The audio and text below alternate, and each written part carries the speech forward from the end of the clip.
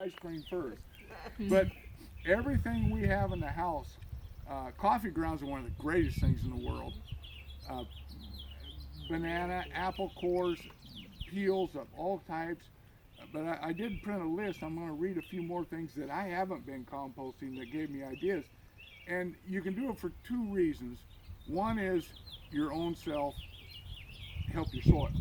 Because there's nothing you can do more to help your ground than get organic material back in. And number two, do it for the world if you care enough. Because everything you don't compost that can be compost ends up in a landfill and creates methane gas, which makes no sense unless it's like Newton, Iowa. I think they bottle it or use it. But I think Des Moines, some of the and Des places Moines in does. Pleasantville. But as far as around here, and what you're doing is you just want to hand somebody money. If you're giving your soil's future away, that's what you're doing. And this is easy on any scale. And I'm not going to tell everybody how to do it because there's a million ways to compost. YouTube, you could spend all Sunday watching videos on different ways to do it. There's people that do it on a big pile on the ground. There's people that have bins like we do. There's people that just have little tubs in a household way. But find a way to do it and start using it. And when you start putting that back into your soil, number one, it's going to improve your garden. Number two, you're going to feel better than putting this stinky stuff in your, it's beautiful stuff in a compost pile. It's stinky stuff putting it in your garbage or a garbage disposal. That's a horrible thing to run it down into our sewers. It's not, this is a great way to do it. Bob, I got a question. Yeah. I got to ask now or I forget. The city has a compost pile down here on the southeast side, the old South Palm. Don Kunkel mentioned that to me. Now, I went down there last fall, and I scooped up about a half a pickup load of what I thought was good. I mean, there's some, big limbs and stuff in But it. it's wood-based compost, is Well, that correct? I don't know. No, I they let guess, you put refuge off your gardens. Okay. yeah, I think it's a little bit of everything, Yeah. but after I got home and I unloaded that and through the winter, I'm thinking, I wonder how safe that. Well, that's a good question. Because I don't know about, I just dug up some sod, from lilac bushes I was telling you about, and that sod had been sprayed earlier this year. Yeah. So, I got on Google, and they said sod, the grass will send out runners, so you need to turn it upside down when you pile it, because the grass will die before it gets a chance to regrow or whatever. I guess my question, and maybe you know, maybe you don't know, but if you have sod or grass that had been sprayed, is there a time, window for...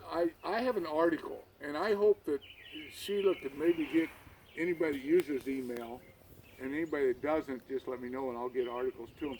I actually have an article saved that talks about some of the dangers of materials you use. I'm real concerned about it because, since 1958, there's been no chemicals put here. And so I don't want it here. I'm concerned. And there was an article that I saved in Mother Earth News that talked about people brought some straw into the property, and most straw now that's raised by commercial farmers, it's got Roundup used in it, and you don't want that going into anything in your garden. Have GMOs. Yeah, and there's things that will hold over longer, chemicals. So I'd be real concerned. I would watch it. I don't know what spray. You'd have to almost study what spray for the length of life. Well, I didn't put it in my compost pile. I piled it off to the side, and I tilled up some new garden area, and there's a lot of sod I raked out of there. So I just put that in a pile by itself. To be honest with you, I don't think it'd be good for your garden. The only reason is because I do have my yard sprayed. I don't like dandelions, I'm sorry. But I take my clippings out there, but I don't throw my first clippings on my garden. Yeah. So that's what goes in there. Everybody takes things they don't want. Yeah. And You my don't know walnuts, sourcing. I hold my walnuts out Yeah. there because do you let your walnuts even in your composting? Your walnuts that We you don't eat? have any walnuts. Well, I got lots of walnuts. Eat 'em. Well, I do that, but there's some that you just can't. I mean, there's so many of God, them. I hated walnuts. I growing just up. about We had tripped on a walnut trees. walnut though. I I suppose a do a lot squirrel of Such a brought it over. nice I tree. pick off 5-gallon But buckets. Jeff, I guess to I use a lot get the of question broader, and I'd like to send you that article. If you know, your friend on Facebook, send me your email through a message. Try. That article deals with some of that, but I am skeptical and I'm concerned. You know, we have two methods, two compost areas up here. One is a real bulk area, it's poorly managed by the owner, and but it holds a lot. But I'm real cautious about who would bring anything up there because I don't know what they've done with it. And we've worked so hard to have no chemicals in this, and that gets back to, you know, why don't you want any chemicals? If you're going to be consistent in building the best, healthiest soil you can, you need all the life that lives in that soil to do well, and that's, you know, bacteria, fungi, little bugs, worms, everything, and otherwise you end up with dead soil.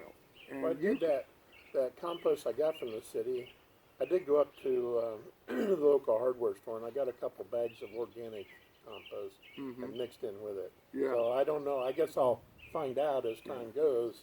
You know, if it was. I good bought or- compost even from there in Des Moines, and I get concerned. Sometimes it's hard to know.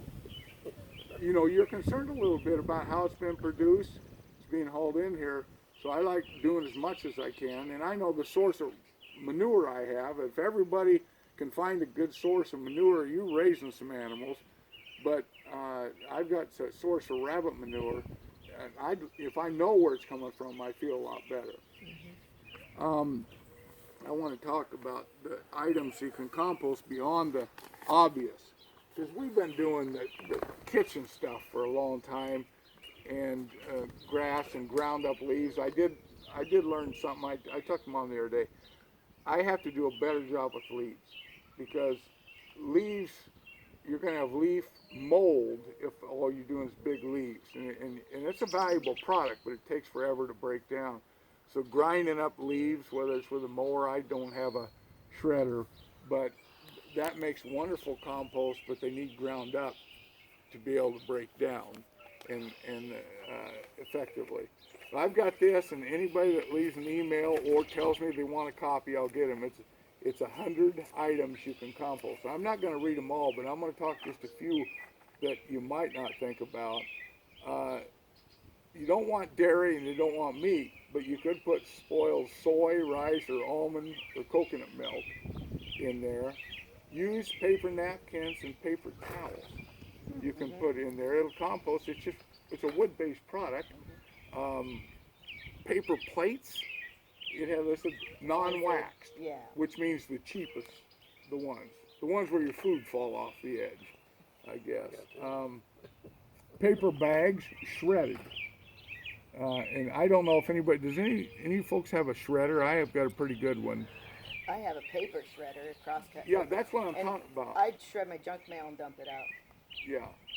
And so I've got a shredder, and I would, you know, there is, in composting, there's millions of articles about the right balance of stuff. I'm not going to be a scientist and do that, because I know the only difference is how long does it take to do it. But I won't bulk it up with too much paper versus nitrogen stuff, or it's just not going to work and heat up as well as I like.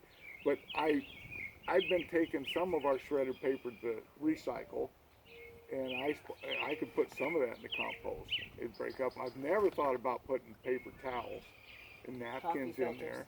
We always do coffee grounds. So out of your kitchen, that's Yeah, about I put the whole filter in. Yeah. that's the filter and everything. But out of your kitchen, the coffee grounds are the greatest source of nitrogen you're getting out of your kitchen. So and you. Thank goodness I drink a lot of You want coffee. everybody's coffee Two grounds. cups If a you day. know somebody that's Well, in the got morning it, and then What about at night. decaf coffee? would make no difference. The grounds is what you want. The first time I ever heard of composting was a priest said that Cooked- he was through the Cooked pasta and cooked rice couple examples. Really? Every time Our you leftover guys ever food. eat a big potato and you can't get through it all, that should go right into the bucket. Things like that. Anything organic. You just don't want meat or dairy in there. Crackers, it goes stale. Cereal, it goes stale. Now, see, the cereal I'll feed to my horses sometimes. Oh, okay, yeah. So It it's said- now, it's Shirley, getting it says nut composted in a shells different except way. for walnut shells, which are toxic to plants. That's what I thought. And that's why you have walnut trees. And I have one, and then my neighbors follow We me. got a neighbor over there that's got one. They really should never be planted in town because they're not good for anything else around them. Unless you like walnuts, which I do. Well, yeah, Mom used to pick them out a lot over the years. I bought a You could I probably mean, just wake up Luckenbill with used to pick them out. Oh yeah, we give George all ours. We throw them out in the drive drive and run over them with a vehicle. Mine is just like Oh, this, yeah. and Get the it- skins There's off. our neighbors. crack It was a Walnut tree, mess. they always go past It's a it. nasty Tripped deal. over a walnut The thing once. is, it really does get you on that.